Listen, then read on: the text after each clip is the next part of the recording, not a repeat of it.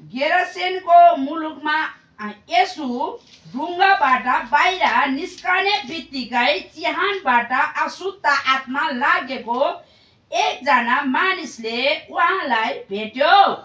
उहाँले एकजना दुष्टलाई मानिसलाई भेट्यो।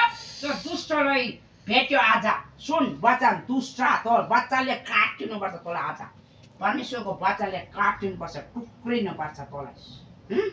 भेट्नु भयो। त्यो चिहानहरू हुँदो बस्दा थियो। कसैले पनि त्यसलाई साङ्लाले समेत बाँध्न सक्दैन थियो। हेर, साङ्लाले पनि बाँध्न नसक्ने दुष्ट आत्मा यीशुले यहाँ के गरेको छ अहिले। थाहा छ? त्यो जतिसुकै तेरो काम छैन यहाँ यीशुको अगाडि। त्यो काम छैन। तँ जस्तो के काम यीशुको अगाडि? त स्वर्गबाट पतन भइसक्यो शैतान यीशुको नाउँमा। किनकि त्यो धेरै पल्ट नेल र सङ्लाले बाँधेको थियो र पनि त्यसले सङ्लाहरू टुक्रा टुक्रा पारी छिनाल्थ्यो। कुनै मानिसले पनि त्यसलाई बसमा पार्न सकेको थिएन।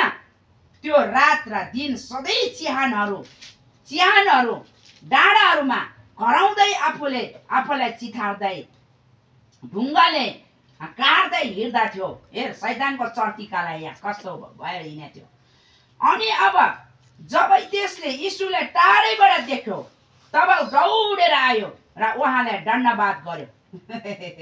शैतान हेर यहाँ, शैतान हेर यहाँ, यीशुको वचन यहाँ सुन्दै छ।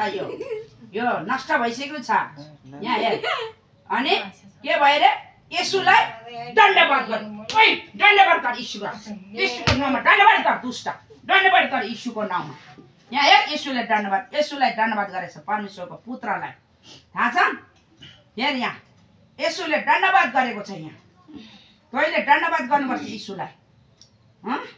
चिच्याएर त्यसले भन्यो, हे सर्वोच्च परमेश्वरको पुत्र यीशु, तपाईँको मसँग के सरोकार? म परमेश्वरमा शपथ खाएर उहाँलाई बिन्ती गर्दछु कि मलाई दुःख नदिनुहोस्। किनकि उहाँले त्यसलाई भन्नुभएको थियो, ए अशुद्ध आत्मा,